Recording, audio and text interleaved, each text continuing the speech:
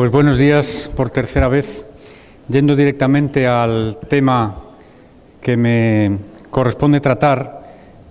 yo creo que hoy día la hipertensión arterial resistente para todo el médico que se dedica a este tipo de pacientes es uno de los retos, es decir, conseguir el control de estos pacientes con hipertensión arterial resistente. Y vamos a hacer un repaso de las estrategias tanto de diagnóstico, manejo, tratamiento médico y tratamiento no médico que tenemos disponibles hoy día para estos pacientes.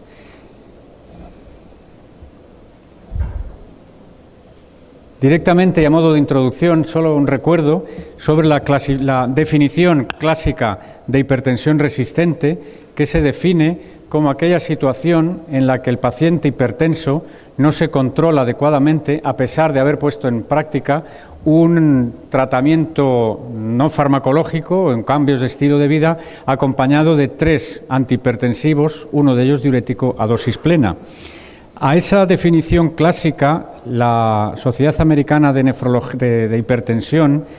añadió, tienen aquí el documento de Calhoun y colaboradores, añadió un apartado más, incluyendo también en la definición de resistente a cualquier paciente hipertenso,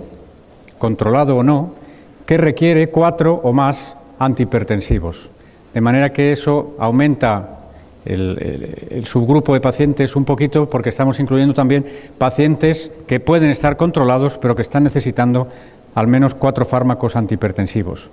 Y fíjense cómo el paciente con hipertensión resistente no es un paciente solamente hipertenso, sino que con frecuencia se acompañan esa hipertensión resistente de una serie de características, de comorbilidades que contribuyen y que forman parte también de esa resistencia, de esa hipertensión resistente al tratamiento. La edad avanzada, por supuesto presión arterial elevada, obesidad, consumo excesivo de sal, insuficiencia renal crónica, diabetes, lesión orgánica como puede ser la hipertrofia ventricular izquierda, la raza, el sexo femenino o habitar en sitios donde los recursos económicos, sanitarios, educativos pueden ser bajos, como ocurre, por ejemplo, en algunas áreas en el sur de Estados Unidos o en el sur de nuestra propia Comunidad de Madrid, etcétera, en zonas con menos recursos sanitarios y económicos. Y concretamente en nuestro ámbito de nefrología es muy frecuente la combinación de enfermedad renal crónica con hipertensión resistente. Les presento un caso clínico que ha sido uno de los que vamos a ir comentando a lo largo de la presentación, porque refleja bastante bien cuáles son las características del tipo de paciente que estamos hablando. Un hombre de 58 años que lleva en seguimiento con nosotros bastante tiempo, desde el año 97. Además de su hipertensión, tiene una dislipemia, es obeso, tiene una diabetes mellitus que fue desarrollando a lo largo del seguimiento, con una albuminuria aumentada y está también en tratamiento con CPAP por su síndrome de apnea nocturna desde el año 2004. ¿Qué pasó aquí?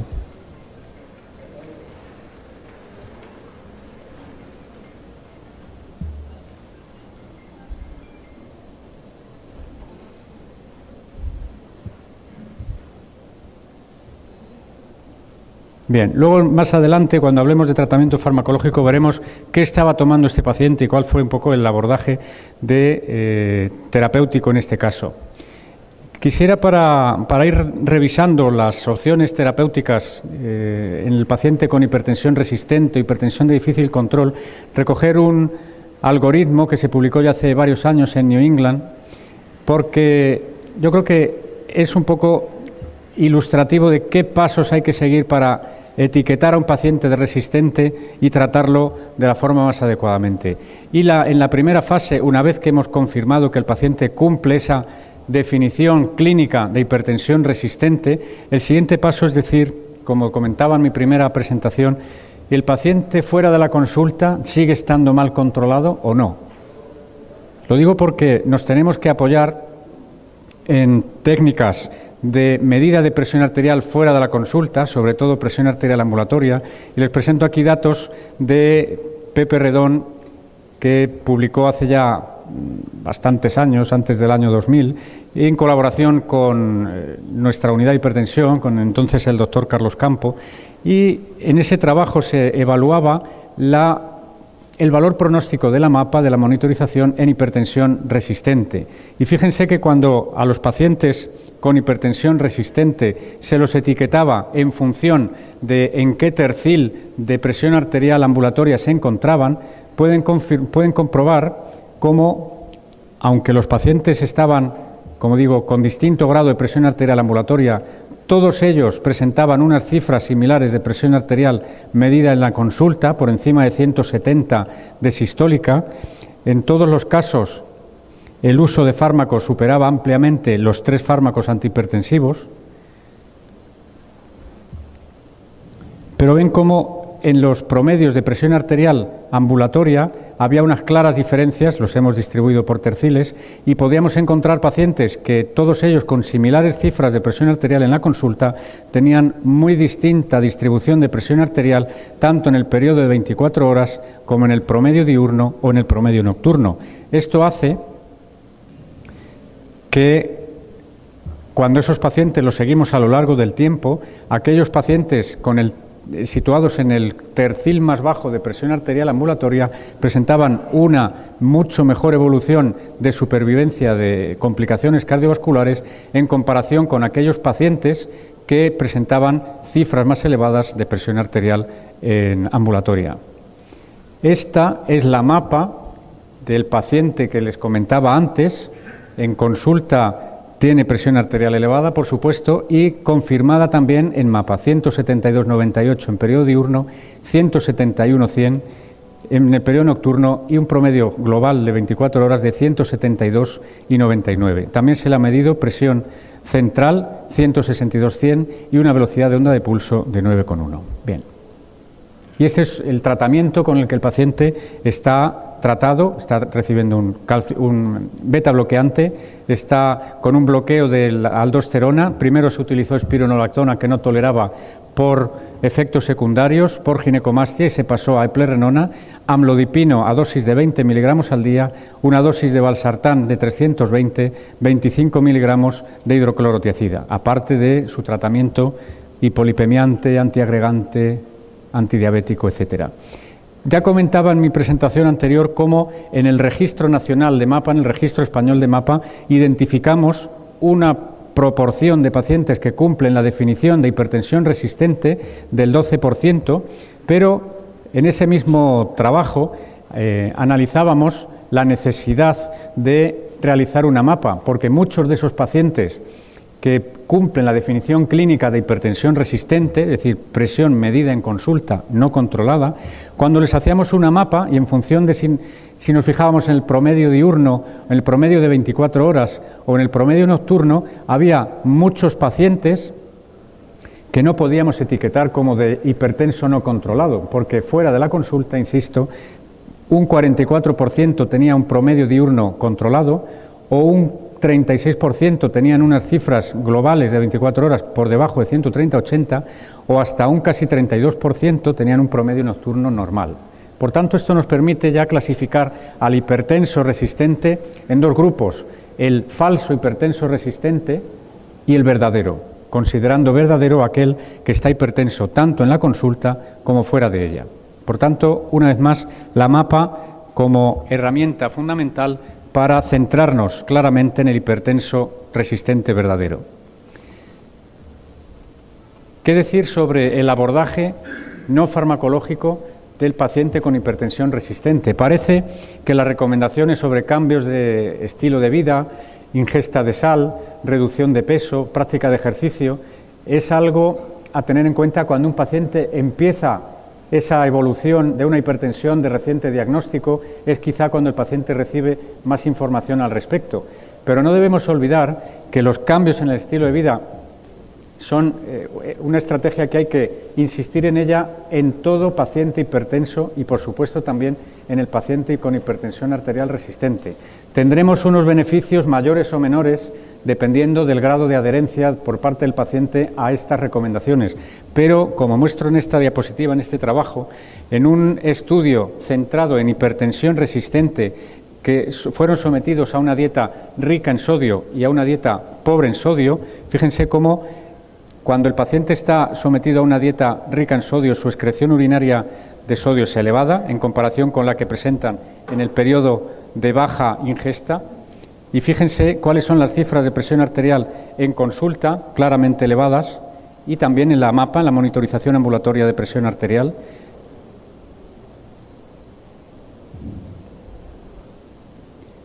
Y cómo simplemente con una restricción en la ingesta de sal, manteniendo en todo momento el mismo tratamiento farmacológico, se consigue una clara reducción de la natriuresis, un descenso de las presiones, tanto en consulta como ambulatorias, que pueden llegar a superar los 20 milímetros de mercurio de presión arterial sistólica. 20 milímetros de mercurio lo podemos conseguir en muchos casos añadiendo 1 o incluso 2 fármacos antihipertensivos hacen falta para conseguir esa reducción de presión arterial. Pero una reducción estricta de la sal en estos pacientes consigue, como veis, un efecto similar. Y en este gráfico se ven claramente la diferencia de presión arterial ambulatoria en el periodo de alta ingesta de sal y el periodo de baja ingesta de sal, y veis la diferencia en muchos momentos del día de más de 20 milímetros de mercurio de reducción.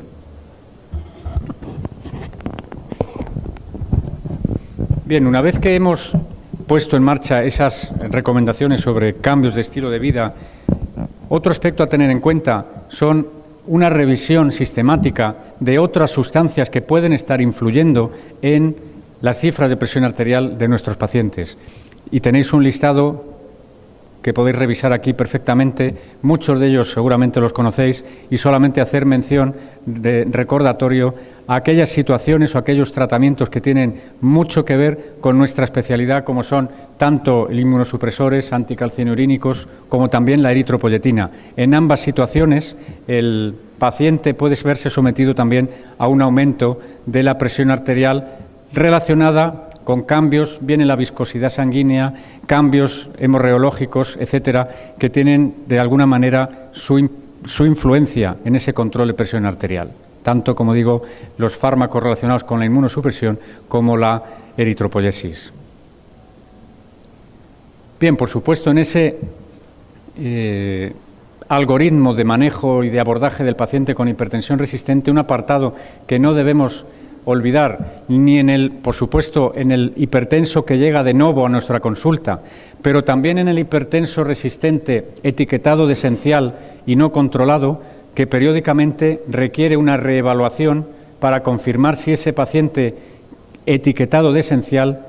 puede tener una hipertensión de causa secundaria que previamente, en análisis previos, no hemos sido capaces de identificar. Y recordar, como seguramente lo tenéis bien conocido, las causas más frecuentes de hipertensión arterial secundaria y las causas más infrecuentes que, dependiendo de la anamnesis, la historia clínica, exploración, pruebas complementarias, vamos a ser capaces de identificar.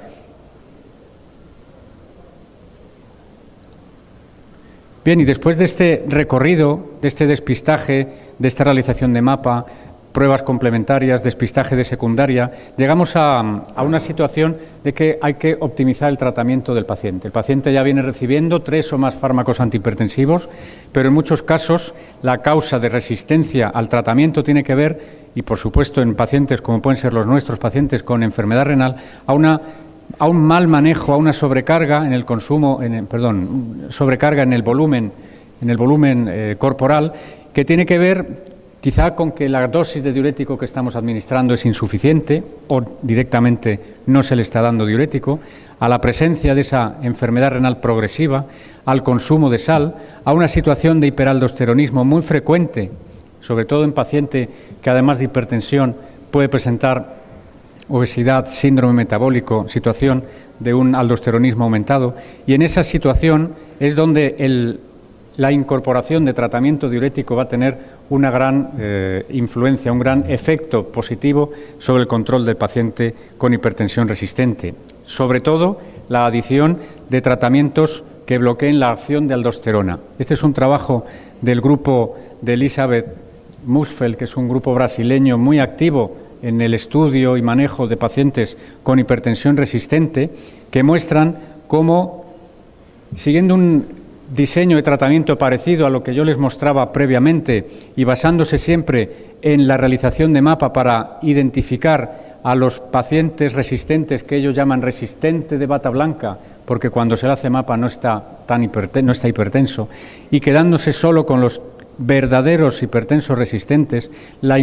adición de tratamiento con espironolactona a dosis de 25-50 miligramos al día y una siguiente realización de mapa se acompaña de descensos de presión arterial claramente en todos los periodos analizados, tanto en presión en consulta, pero también en presión arterial, periodo diurno, nocturno y periodo de 24 horas, y tanto, como digo, en sistólica como en diastólica. También es posible realizar, ya lo comentábamos antes, un doble bloqueo. Este es un trabajo de un grupo madrileño del Hospital Clínico de Madrid que compararon el uso de espironolactona versus el uso conjunto de IECA más ARA2. Y una vez más, la utilización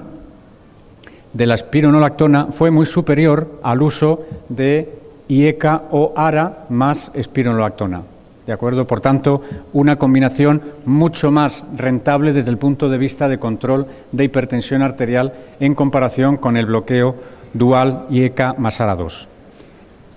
Otra evidencia también reciente del grupo de Calhoun, el problema fundamental de la espironolactona es el perfil de efectos secundarios. Entonces, en pacientes que tienen hipertensión arterial resistente y no toleran la espironolactona, hay otras posibilidades. La eplerenona es otro fármaco del mismo grupo que bloquea de forma mucho más selectiva receptores de aldosterona y se consiguen también con la administración de eplerenona en dosis de entre 50 y 100 miligramos al día, reducciones de 18 milímetros de mercurio de sistólica y 8 en el caso de la diastólica, cuando en consulta, y con la mapa, con la monitorización ambulatoria, reducciones de 12 y 6 milímetros de mercurio respectivamente. Hace ya 2 años publicamos también nuestra experiencia en el manejo de hipertensión resistente, intentando añadir algo más a lo que se había descrito hasta ese momento. Nosotros en este trabajo analizamos a 76 pacientes con hipertensión resistente y a todos ellos, hipertensión resistente verdadera, confirmada con mapa, a todos ellos les hicimos un primer tratamiento con espironolactona y pueden ver aquí, nosotros clasificamos a los pacientes en función de si respondían o no a la espironolactona. Y fuimos muy exigentes, a la vista de la respuesta tan buena que había espironolactona, solamente consideramos respondedores aquellos pacientes que después del uso de espironolactona tenían una reducción de su presión arterial sistólica en consulta superior a 20 milímetros de mercurio. Bien, fíjense,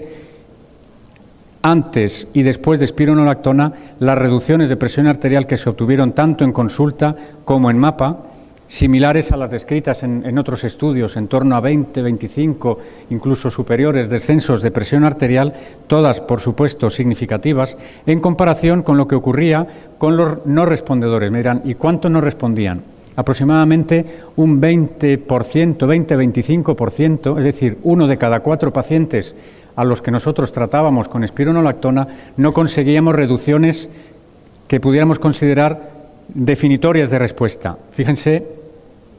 eso no quita que se consiguieran descensos y, de hecho, en los no respondedores, antes y después de espironolactona, había descensos que en algún caso podían alcanzar la significación, no en consulta, pero sí en mapa, en determinados periodos, bien diurno, bien nocturno, había descensos,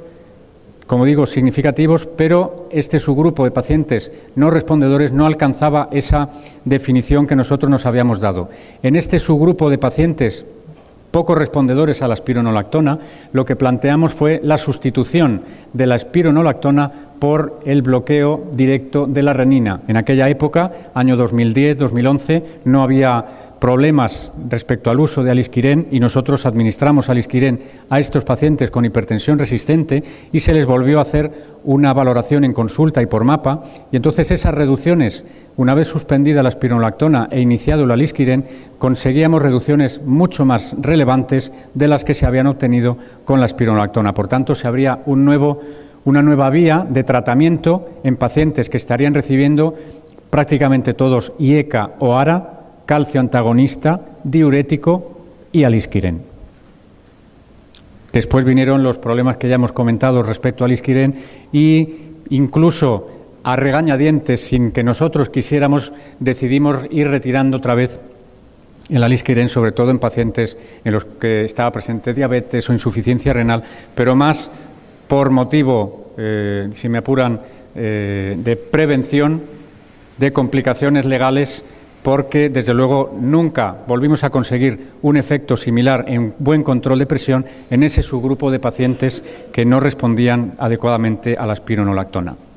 ¿Qué otras estrategias hay de manejo en pacientes con hipertensión resistente? La endotelina ha sido otro marcador, otro target de tratamiento que por desgracia no llegó, aunque se conseguían reducciones. Su perfil de efectos secundarios hizo que estos bloqueantes de endotelina no se hayan puesto al mercado para tratamiento de la hipertensión.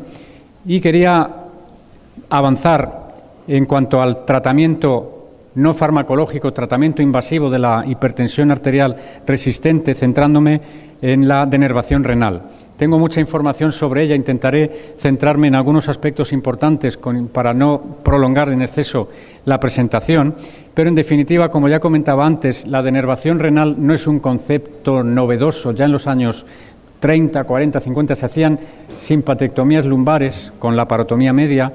y se conseguía una reducción de presión arterial. La novedad parte ahora mismo de disponer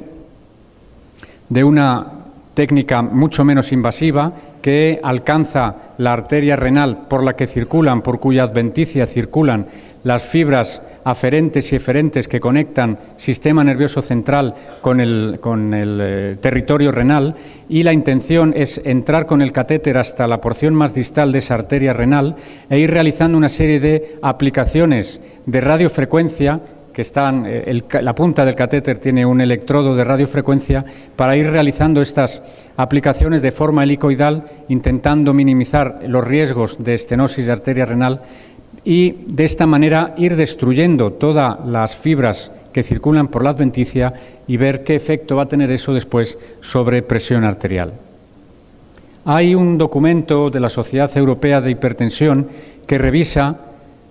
toda la fisiopatología y todo el background previo que aconseja o que acaba recomendando que en algunas situaciones se puede realizar esta técnica de simpatectomía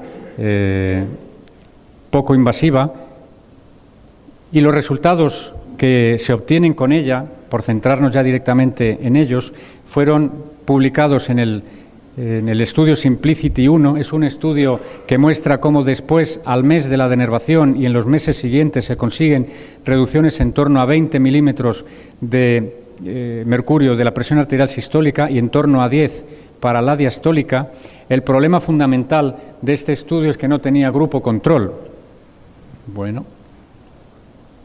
fíjense cuál es el cambio que se consigue a los 12 y a los 24 meses en cuanto a el grado de hipertensión. Al inicio prácticamente todos están con una hipertensión grado 2 o superior, y como al año y a los 2 años muchos pacientes se encuentran con presiones por debajo de 140 de sistólica o con unas cifras de presión arterial mucho mejor controladas, aunque no del todo. Estos son datos también del Simplicity 1 ya con 3 años de seguimiento, y pueden comprobar cómo a la pregunta de ¿se mantiene a lo largo del tiempo ese efecto de reducción de presión arterial? Pues pueden observar que en esta cohorte de en torno a 150 pacientes están presentes de forma mantenida a 3 años de seguimiento. Y eso, el porcentaje de pacientes respondedores, siendo muy laxo en la definición de respuesta, porque todo paciente cuya reducción de sistólica fue superior a 10 se consideró ya respondedor, pues prácticamente en todos los pacientes se observan esas reducciones. Si bien está claro, como veremos más adelante, que los pacientes inician este tratamiento con cifras muy por encima del 140, en torno a 170. Estos efectos, haciendo distintos análisis en subgrupos, se confirman también que están presentes tanto en pacientes más jóvenes como en pacientes más añosos. Se confirma también en pacientes diabéticos y no diabéticos.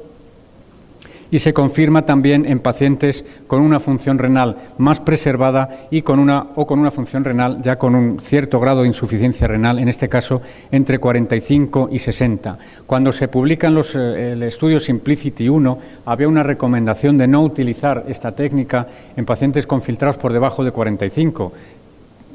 que era una simple medida de cautela porque no había evidencia. Hoy día ya hay también alguna serie publicada con pacientes con filtrados glomerulares en torno a 30, incluso hay casos reportados de pacientes incluidos en programas de sustitución renal, bien de hemodiálisis o de diálisis peritoneal, y también sometidos a denervación se han visto efectos similares a los descritos aquí.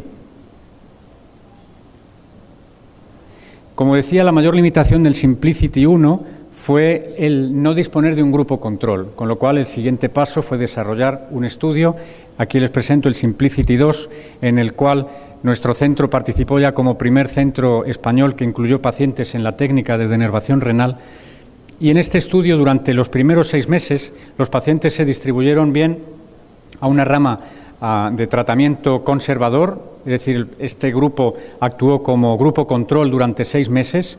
en comparación con el grupo de tratamiento activo que se denervó al principio del seguimiento. Pasados esos 6 meses, el grupo que eran controles se podían someter, si el paciente estaba de acuerdo, también a la técnica de denervación. Pero durante esos 6 primeros meses tuvimos un grupo control que nos permitió establecer comparaciones sobre qué ocurría en el control de presión arterial. Fíjense las características de los pacientes a la entrada al estudio, porque hay mucho debate sobre si esta técnica hay que hacerla a todo hipertenso resistente o qué tipo de selección hay que hacer. Y yo quiero insistir que entre la definición de resistente, que recuerden son no control, 3 o más fármacos antihipertensivos, al tipo de paciente que se ha incluido en estudios, hay mucha diferencia. La diferencia la pueden ver tan claramente como que el paciente que entra en el estudio Simplicity 2 tiene unas cifras de sistólica en torno a 178 milímetros de mercurio, está recibiendo de media más de 5 fármacos antihipertensivos, lleva mucho tiempo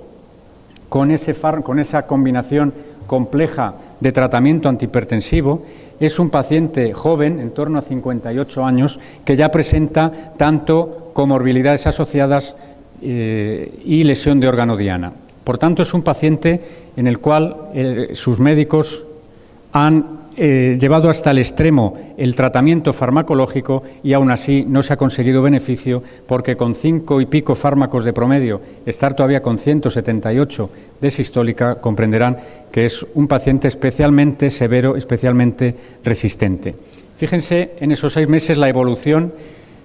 en el grupo control y en el grupo denervado. El grupo control es el azul, el grupo en blanco es el paciente denervado.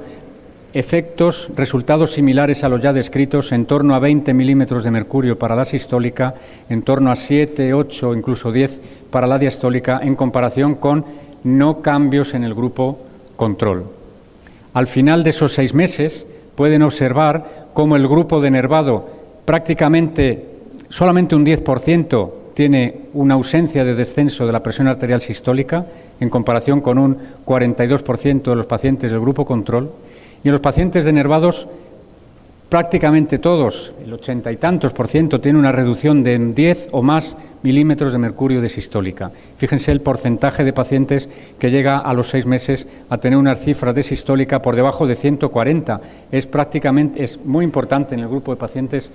denervados, sobre todo si recuerdan de dónde partíamos de promedio. Son más de 30-35 milímetros de mercurio de descenso en esos 6 meses. El propio documento de la Sociedad Europea de Hipertensión recomienda una serie de pasos a seguir. Muchos de ellos ya los he ido repasando con ustedes, como son la utilización de la MAPA, como son el despistaje de hipertensión de causa secundaria, como son el forzar y el intensificar el tratamiento farmacológico, incluyendo espironolactona o fármacos que bloqueen aldosterona, y también hace mención a algunas recomendaciones de tipo anatómico, como son el restringir la técnica solamente a aquellos pacientes con una arteria renal única, con un calibre suficiente, con una longitud suficiente para poder aplicar un número razonable de aplicaciones de radiofrecuencia y eso, en definitiva, mejorar la rentabilidad de la técnica. Arterias muy estrechas, arterias de poca longitud, pueden ser más complicadas desde el punto de vista técnico y tener una menor rentabilidad. Esto, como decía, igual que la recomendación de utilización de la técnica solo en pacientes con filtrado por encima de 45, estos criterios se han ido relajando a medida que los equipos han ido teniendo más experiencia y, de hecho, como decía, no solamente ya se han hecho denervaciones en pacientes con insuficiencia renal mucho más avanzada, sino también, por ejemplo, en nuestro hospital, los técnicos, los hemodinamistas ya tienen experiencia también en la denervación de pacientes con 2 arterias renales o en la denervación de arteria renal principal y arteria polar, etcétera. Pero, como digo, eso es algo que se va adquiriendo con la experiencia y con el tiempo. Quedan muchas respuestas pendientes con respecto a la denervación y el propio documento de la Sociedad Europea revisa efectivamente estas dudas o mejoras que hay que introducir para ir conociendo mejor esta técnica. Tanto Simplicity 1 como Simplicity 2 se basaban en medidas de presión realizadas en consulta. Hay ahora en marcha un estudio Simplicity 3 que selecciona a los pacientes ya con monitorización y, por tanto, tendremos una mucha mejor selección de qué pacientes son candidatos a la denervación. Hay ya en desarrollo numerosos catéteres. Esto ahora mismo es un importante negocio y eso está generando el desarrollo de distintos dispositivos, catéteres, etcétera, que tienen que ir demostrando sus beneficios o sus efectos a corto y, más importante, a largo plazo, que es la otra de las limitaciones que ahora mismo tenemos. Tenemos todavía pocos pacientes y poco seguimiento y habrá que ver cómo evoluciona el efecto de presión arterial a más largo plazo. Y, más importante aún, qué efecto o qué impacto tiene ese control de presión arterial sobre la morbilidad y mortalidad de estos pacientes. Este es el gráfico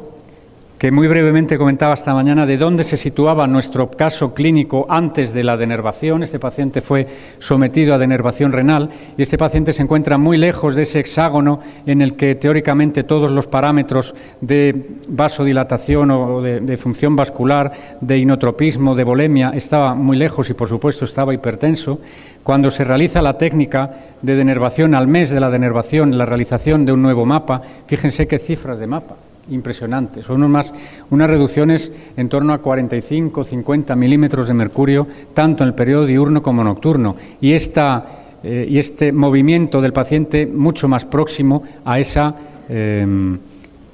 situación, como digo, ideal, obtenida con el estudio de valoración hemodinámica del paciente. Y quería terminar muy brevemente, porque soy consciente de que me estoy alargando bastante, en algunas pinceladas sobre evidencias, insisto, con tamaños muestrales pequeños, pero evidencias de cómo la denervación renal, es decir, el bloqueo del sistema nervioso simpático, tiene beneficios adicionales a los que hemos descrito sobre presión arterial, porque, en definitiva, el sistema nervioso simpático está influyendo en una gran variedad de situaciones y de comorbilidades y, por tanto, si somos capaces de disminuir esa actividad simpática, es posible encontrar algún tipo de cambios. Muy rápidamente, como digo, en pacientes con hipertrofia ventricular izquierda hay mecanismos, o sea, la hipertrofia ventricular izquierda está también implicado la activación local del sistema nervioso simpático. Si somos capaces de cortar esa influencia que viene desde el simpático central, es posible encontrar diferencias, sí o no. Fíjense en este estudio, 46 pacientes denervados, 18 pacientes controles. Fíjense no lo distingo desde aquí. En cualquier caso, los pacientes denervados, tanto al mes como a los 6 meses de tratamiento, tienen una evolución claramente favorable en las cifras de presión arterial sistólica, diastólica y de presión de pulso, y pueden observar también, en rojo, los pacientes denervados, cómo hay un descenso de la masa ventricular izquierda en comparación con los sujetos controles y en comparación consigo mismos a lo largo del seguimiento. Y eso es cierto, y lo comentan también los autores, independientemente del efecto sobre presión arterial. Lógicamente, si la hipertensión somos capaces de mejorarla, la masa ventricular va a disminuir. Pero incluso en aquellos pacientes que fueron menos respondedores a la denervación desde el punto de vista de reducción de presión arterial, en ellos también se observó una disminución de la masa ventricular izquierda. Por tanto, en parte es posible que esa menor activación simpática se traduzca en un beneficio adicional. Otra situación es la resistencia insulínica. Muy brevemente, fíjense cómo los pacientes denervados al mes y a los 3 meses de seguimiento tienen una mejor evolución en los parámetros de metabolismo hidrocarbonado, tanto en el índice OMA como en la glucosa en ayunas o en las cifras de insulina en ayunas. De alguna manera eso se traduce también en una mejor evolución de esas alteraciones del metabolismo hidrocarbonado. En el grupo de pacientes controles, la evolución natural es a un progresivo empeoramiento en esa resistencia a la insulina. Por tanto, pacientes que estaban con una glucemia normal en ayunas pasan a una glucemia anómala, a una intolerancia o incluso a una diabetes, mientras que en el grupo denervado hay una parálisis o incluso en algunos casos una regresión de esa evolución negativa del metabolismo hidrocarbonado. Otra situación en la que hay también una gran influencia del sistema nervioso simpático es la apnea nocturna. Y fíjense, aquí es una descripción de distintos casos clínicos sometidos todos ellos a denervación y cómo después de la denervación se producen descensos de los índices de apnea y hipopnea en prácticamente todos los pacientes, y eso traduce de alguna forma, una vez más, el efecto positivo que el bloqueo del sistema nervioso simpático puede tener en este nivel. Esta es nuestra experiencia con los primeros casos que publicamos, la primera serie que se publica en España con los primeros pacientes, y confirma una vez más el resultado positivo, las cifras basales y las cifras después de la denervación, 3 meses de seguimiento de estos pacientes, tanto en consulta como en mapa. Observen la reducción de presión arterial que se produce, y ahora mismo quizá lo más interesante es definir muy bien cuál es el papel del médico que tiene que referir al paciente para realizar esta técnica, de quién es el mejor técnico, el mejor médico para realizar como tal la técnica de denervación, y cuál es el responsable del paciente antes y después del seguimiento. Estos pacientes requieren, después de la denervación, un seguimiento estrecho. Hay mucha variabilidad en cuanto a la respuesta de la presión arterial en estos pacientes. Parecía que iba a ser una técnica que permitiría grandes reducciones en el número de fármacos. Con la experiencia estamos viendo que eso no es tan así, porque en muchos casos los pacientes están partiendo de cifras muy elevadas de presión arterial que con la técnica conseguimos mejorar, pero en muchos casos se controlan manteniendo el mismo tratamiento farmacológico. Hay casos en los que sí se consigue reducir se consigue reducir el número de fármacos, pero otros casos en que no, y por tanto requieren, como digo, manejo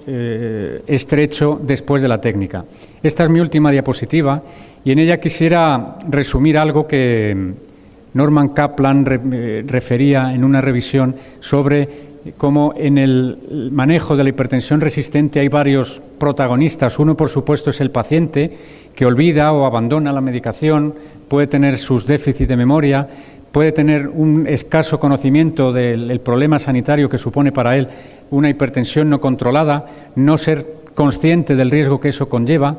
pero hay otro protagonista importante en este triángulo, como es la medicación, que tiene efectos secundarios. Eso anima al paciente a suspender los tratamientos, por supuesto suponen un coste.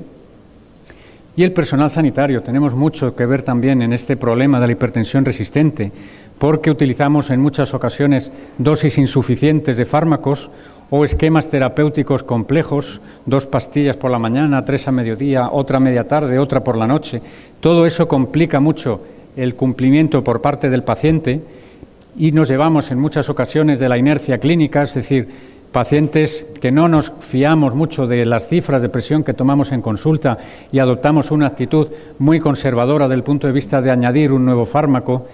Y, en definitiva, este es el triángulo en el cual nos movemos en este paciente con hipertensión resistente y que, como digo, es uno de los retos fundamentales para el control de la hipertensión arterial. Muchas gracias por vuestra atención.